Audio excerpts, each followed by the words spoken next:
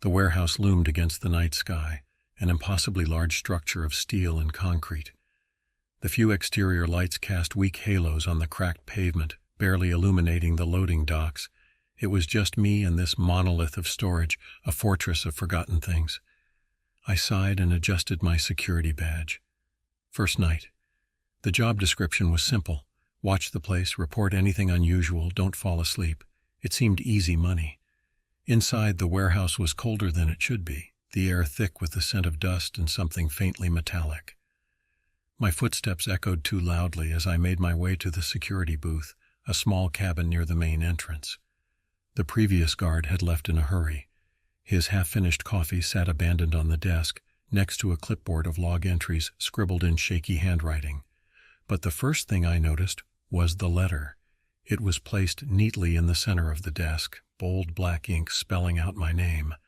Inside, the list of 10 rules made my stomach clench. Some crates are locked from the inside. Ignore any knocking. There will always be one more aisle than you remember. Do not enter the new one. If you hear something skittering above you, do not look up. One of the crates will smell like rotting meat. Do not get too close. The loading dock doors must remain closed. Something outside is waiting for them to open. Security cameras will sometimes show footage of previous guards. Do not investigate. Stay in the cabin. If you drop something and hear no echo, leave the area immediately. Do not enter the storage aisles between 3 o'clock and 3:15 a.m. A second security guard will arrive at 4 a.m. Do not speak to them. We did not hire a second guard. At the end of your shift, check your reflection. If it doesn't blink when you do, don't leave the warehouse. It will escape with you. I exhaled sharply, my fingers tightening around the paper. This had to be a joke, right? Some kind of initiation prank for new hires? I glanced at the security monitors. The black and white feeds showed endless aisles of stacked crates, all identical. The only movement came from the occasional flickering light. Still, something about the air felt wrong. A noise broke the silence. Knock, knock, knock. A slow, deliberate rapping sound. From inside one of the crates, my blood turned to ice. The knocking came again. 3 steady raps from somewhere deep in the warehouse. I swallowed hard. This place was massive, stretching on for what felt like miles. There was no way someone could be inside a crate, right? But the sound wasn't an accident. It wasn't a random creak of shifting wood or metal. It was deliberate. I glanced at rule number 1 on the letter. Some crates are locked from the inside. Ignore any knocking. A chill ran down my spine. I wasn't a superstitious guy, but something about these words felt final, like ignoring them was the only way to survive. I turned away from the noise, forcing my focus on the security monitors. The screens flickered as I cycled through the aisles of crates, searching for any sign of movement. And then I saw it. On camera 4, one of the crates in aisle 17 shifted slightly. Not a lot, just an inch or two, as if something inside was pressing against the wood. I forced myself to breathe. The job wasn't worth this. I grabbed the warehouse radio, debating whether I should call my supervisor, but then I saw something worse. The crate on the screen moved again, but not from the inside this time. It tilted forward, like something unseen had pushed it from behind. I sat frozen as another sound echoed through the warehouse. Thump, thump, thump. It wasn't knocking anymore. Something was trying to get out. I switched the monitor off. I didn't want to see it. I checked my phone. 12:15 a.m. Still hours to go. I told myself it was nothing. I just had to stick to the rules. Ignore the knocking. Ignore the movement. The moment I decided to stay put, the knocking stopped. Silence. I exhaled, forcing myself to unclench my fists. Maybe it really was just old wood shifting under temperature changes. And then, over the security intercom, a voice crackled through. "Help me." The intercom buzzed with static. "Help me." The voice was weak, almost a whisper. I stared at the intercom, my mind racing. No one else was supposed to be here. I reached for the radio, my hand shaking slightly. "Who's there?" Silence. The warehouse loomed around me, the stacked crates standing like tombstones in an industrial graveyard. The air felt heavy, thick with something unspoken and wrong. I forced myself to check the cameras again. My pulse hammered as I flipped through the aisles, searching for movement. And that's when I noticed it. There was an extra aisle. My heart lurched. That wasn't possible. When I started my shift, there had been 26 aisles, each labeled with a metal sign bolted to the walls. But on camera 6, past aisle 26, was a new row of crates, a 27th aisle that shouldn't exist. A cold sweat broke out along my back. Rule number 2. There will always be one more aisle than you remember. Do not enter the new one. I switched cameras, trying to see if it was a glitch, but the aisle was there on every feed. It hadn't been there before.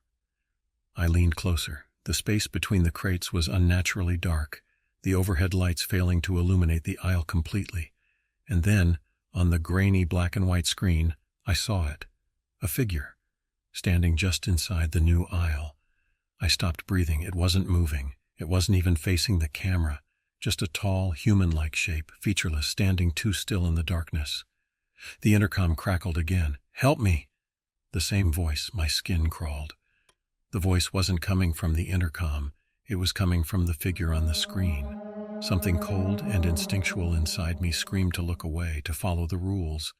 I reached out with a trembling hand and shut off the monitor. And then, from somewhere inside the warehouse, a slow, deliberate footstep echoed. Something was walking toward me. I sat frozen in my chair, my breathing shallow. The footstep had come from deep in the warehouse, somewhere past the loading docks. It wasn't loud, but it was deliberate, like something testing the ground before taking another step. I clenched my fists to stop my hands from shaking. Stay in the booth, follow the rules. The security monitors were off now, the screen a black void that felt safer than whatever had been watching me from that extra aisle. I forced myself to focus on the rules again. I checked the letter on my desk, running my eyes over the list. I was safe as long as I obeyed. And then I heard it, a soft, rapid skittering above me. My breath caught in my throat. It was fast, like the patter of multiple limbs crawling across the warehouse ceiling. The sound moved in bursts, a sudden erratic rush, then silence, then another scrambling of movement overhead. My stomach twisted. Rule number 3. If you hear something skittering above you, do not look up. I squeezed my eyes shut, gripping the edge of the desk. Don't look. Don't even think about looking. But the sound didn't stop. It circled the booth, darting from one end of the ceiling to the other. I pictured something long-limbed and inhuman, hunched in the rafters, crawling on too many hands. A bead of sweat rolled down my neck.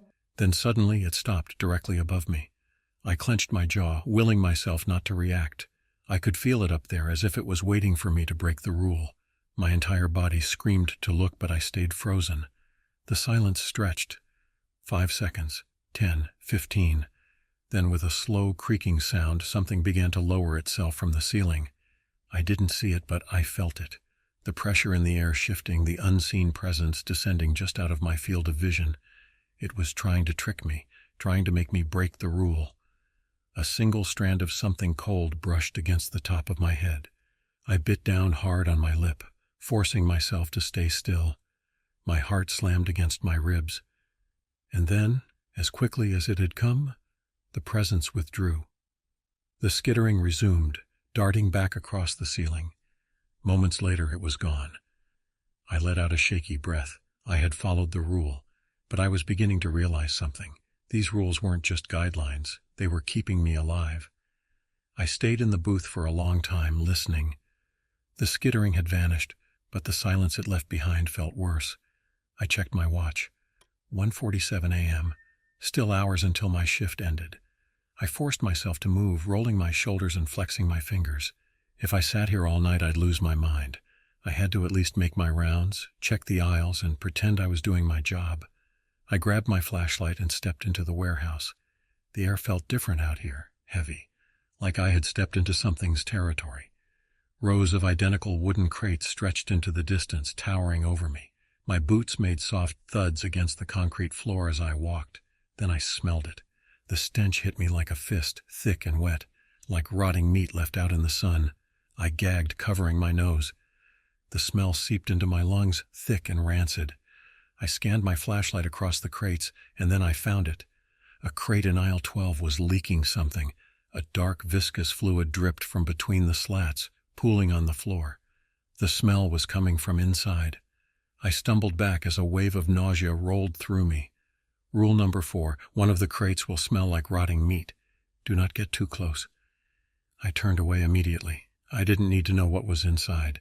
As I backed away, another sound broke the silence, a deep metallic groan.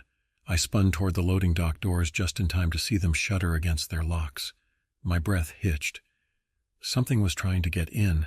The massive steel doors rattled again, as if something was pushing against them from the outside.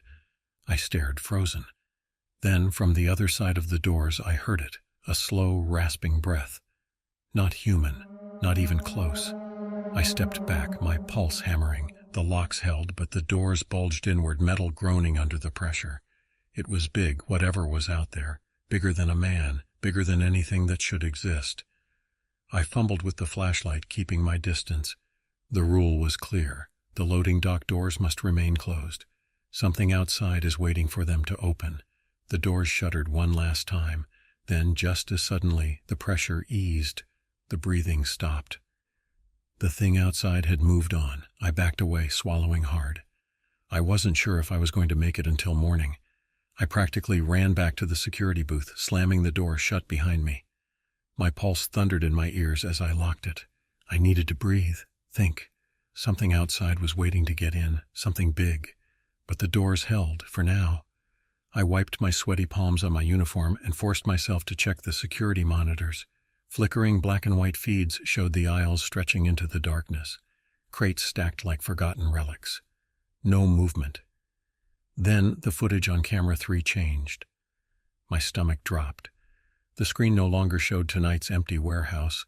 Instead it played old footage, grainy and distorted, like it had been recorded months ago. The timestamp in the corner read April 7th, 2023. I wasn't on the screen, but someone else was. A security guard sat at this very desk, staring at the monitors just like I was. His uniform was identical to mine, but his face was pale and sunken, dark circles etched beneath his eyes. Something felt wrong about him. I checked the rule list. Rule number 6, security cameras will sometimes show footage of previous guards. Do not investigate. Stay in the cabin. My fingers hovered over the radio, debating whether to turn the feed off. Then the guard on the screen looked up. Not at the monitors, at me. My breath hitched. He wasn't supposed to do that. His eyes locked onto mine through the screen. His lips moved, forming silent words I couldn't hear. I scrambled to turn the monitor off, but my fingers fumbled against the controls. The footage jumped, skipping like an old VHS tape. Now the guard wasn't sitting anymore. He was standing directly in front of the security booth window. But when I glanced at the actual window behind me, no one was there. I whipped back around to the screen. He was still standing outside the booth in the footage, hands pressed against the glass, lips moving faster now, repeating something over and over. I leaned in closer, my pulse hammering. I could almost read his lips. Don't. Turn. Around. The blood drained from my face. The room suddenly felt too small. The air behind me shifted, like someone was standing there. I gripped the desk. Don't turn around, don't break the rule. A single breath brushed the back of my neck. Something was right behind me. I squeezed my eyes shut, refusing to move. Then the security monitor shut off, and just like that, the air behind me was empty again. I released a shaky breath. The warehouse was testing me. I had almost failed. I didn't move for a long time. The air in the security booth felt thick, like it was holding something invisible. I kept my hands clenched on the desk, afraid that if I let go, I'd somehow slip out of reality and into whatever space the other guard had gone. Finally, I forced myself to breathe. I needed to focus. I needed to get through this shift. I glanced at the clock, 2:55 a.m. Something about that time bothered me. I checked the rule list again. Rule number 8, do not enter the storage aisles between 3 o'clock and 3:15 a.m., 15 minutes. That's all I had to survive. I wiped the sweat from my forehead and reached for my flashlight. My fingers trembled as I grabbed it. I needed to do another round. Sitting in this booth was making me lose my mind. Stepping outside, the warehouse felt different. The silence wasn't normal silence. It was too deep, like I had walked into an empty world where sound didn't exist. My boots thudded against the concrete as I made my way down aisle 14, scanning the crates. Then my flashlight slipped from my grip. I instinctively flinched, waiting for the sound of it hitting the floor. But there was nothing, no echo, no clatter, just dead silence. My throat closed up. Rule number 7, if you drop something and hear no echo, leave the area immediately. I spun on my heel and walked back toward the security booth. Not too fast, not too slow. I didn't look around. I didn't let my brain process the fact that my flashlight was gone. I reached the booth and slammed the door shut behind me, my breath coming in short, ragged gasps. 2:59 a.m. I barely had time to process what just happened before the lights flickered. Then the clock ticked over to 3 a.m. The entire warehouse shifted. The walls breathed, stretching in ways they shouldn't. The aisles elongated, stretching into impossible corridors. The crates shuddered, vibrating like something inside was waking up. I felt it, a pressure in the air, something watching. A low, distant groan echoed through the warehouse like the bones of the building were moving. Something was coming. I curled into myself, gripping the edge of the desk. I had one job: stay inside the booth, do not enter the aisles. I squeezed my eyes shut and prayed the rule would hold. Outside, something massive walked through the aisles, its footsteps reverberating through the walls. I didn't move. I just had to survive 15 minutes. I kept my head down, gripping the desk like it was the only thing keeping me tethered to reality. The warehouse groaned around me, stretching in ways that defied logic. The thing outside was still moving. Heavy, deliberate footsteps echoed through the aisles. They didn't sound human. The lights flickered again, buzzing like dying insects. 3:07 a.m. Almost there. Just 8 more minutes. A shadow passed by the security booth window. I clamped my eyes shut. It wasn't real. It couldn't be real. Another step. Closer this time. 3:09 a.m. The thing in the warehouse let out a low, rattling breath. It was waiting, testing me. I stayed frozen, barely daring to breathe. Then, just as suddenly as it had begun, the pressure lifted. The air normalized. The aisles stopped shifting. The clock clicked over to 3:15 a.m. And just like that, it was gone. I sat there, heart slamming against my ribs. I had survived. I took a shaky breath, rubbing my face. Only 1 more hour until my shift ended. Then I heard the door click open. I snapped up from my chair. A man in a security uniform stepped into the booth. I went cold. Rule number 9, a second security guard will arrive at 4 a.m. Do not speak to them. We did not hire a second guard. I glanced at the clock. 3:59 a.m. He was early. The man was tall, too tall, his uniform hanging a little too loose, like it didn't quite fit him. His skin was wrong, like something had stretched it over a frame that wasn't human. He smiled at me. It wasn't comforting, it was too wide, his teeth too white and even. I stayed silent, my hands gripping the arms of my chair. The knot guard tilted his head, studying me. "Quiet night?" he asked, voice calm, too smooth. I didn't answer. His smile stretched wider. "You're the first one to follow the rules," he said. "Most of them try to talk to me." I clenched my jaw. He took a slow step forward, tapping the desk with 2 long fingers. Then he leaned in close. His breath smelled wrong, like damp earth and something rotting just beneath the surface. They never last. The clock ticked over to 4:01 a.m. The second guard's smile disappeared. He stepped back, his entire body twitching like something inside him had just been denied access. Then, without another word, he turned and walked out. The moment he was gone, my body sagged with relief. I had almost spoken, almost broken the rule. One more test remained. The reflection check. The security booth felt too empty now. The second guard had left, but I could still feel him, or rather the thing that had worn his skin. I exhaled shakily and checked the clock. 4:10 a.m. My shift would be over soon. Just a few more minutes and I could leave, escape this place. But there was one last rule. I stared at the list on my desk, my eyes locked on the final instruction. Rule number 10, at the end of your shift, check your reflection. If it doesn't blink when you do, don't leave the warehouse. It will escape with you. A knot of dread coiled in my stomach. I hadn't thought much about this one before. The other rules were about avoiding things, not testing them, but this one forced me to look. I turned my head slowly toward the small mirror mounted on the wall of the booth. It was a cheap thing, scratched and worn, just big enough to show my face and shoulders. I swallowed hard and stepped closer. My reflection looked normal. Sweaty skin, wide eyes, the slight tremble in my hands. I looked like a guy who had just survived the worst night of his life. I let out a breath. "Okay," I whispered. "Just a test, just a—" My reflection smiled. My real face hadn't moved. A sick, icy terror flooded my veins. I blinked. My reflection didn't. It just stared at me, its mouth stretching wider and wider, its teeth sharper than mine should be. I stumbled back. No, no, no, no. My own face was wrong. Something else was looking through my skin. I turned away from the mirror, trying to catch my breath. What do I do? The rules hadn't said how to fix this. They only said one thing. If it doesn't blink, don't leave the warehouse. It will escape with you. I turned back, my body trembling. The thing in the mirror still hadn't blinked. It was waiting for me to make a mistake.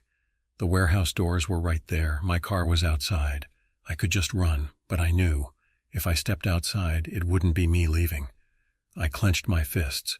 My reflection tilted its head, mocking me. I had one choice: stay in the warehouse, or risk letting whatever I had become walk free. I stood frozen, staring at the mirror. The thing wearing my reflection stared back. It hadn't blinked, not once. I could hear my own ragged breathing, feel my pulse hammering in my chest. But my reflection? It wasn't breathing at all. The warehouse doors were right there. My keys were in my pocket. If I just walked out, I could pretend none of this happened. But that wasn't me in the mirror. And if I left, it would leave too. My body trembled as I backed away. I clenched my fists, fighting every urge to bolt for the exit. I had followed every rule tonight, every single one, but now I was trapped. The reflection grinned wider, its teeth stretching too far, too sharp. I squeezed my eyes shut. Think, there has to be a way out. I glanced at the rule sheet again. The rules only told me what not to do. They never said how to fix it. The clock read 4:27 a.m. My shift was almost over. I took a step forward, forcing myself to face the mirror again. The thing inside it tilted its head as if studying me. I inhaled deeply. If it was copying me, maybe. I raised my right hand. The reflection raised its left. Not a mirror image. A cold shudder ran down my spine. It wasn't me at all. I had one chance. I raised both hands and slammed the mirror off the wall. The glass shattered, pieces raining onto the floor. For a moment there was nothing, just the sound of my own breathing. Then a horrible, ear-splitting scream erupted from the broken shards. Not human, not even close. I stumbled back as the glass began to ripple like the surface of a pond, and from the largest fragment something moved. A black hand, too long, too thin, reached up from the shards, clawing its way out. I didn't wait to see what followed. I bolted for the exit, sprinting across the warehouse floor. Behind me the thing shrieked, its voice warping, echoing, turning into something inhuman. I reached the doors and threw them open, bursting into the freezing night air. The second my feet hit the pavement, the sound stopped. I turned back, heart pounding. The warehouse was silent again. The reflection was gone. I didn't know if I had trapped it inside or set it free in a different way, but I wasn't staying to find out. I climbed into my car, hands still shaking, and drove away without looking back. I didn't quit the next day. I never went back.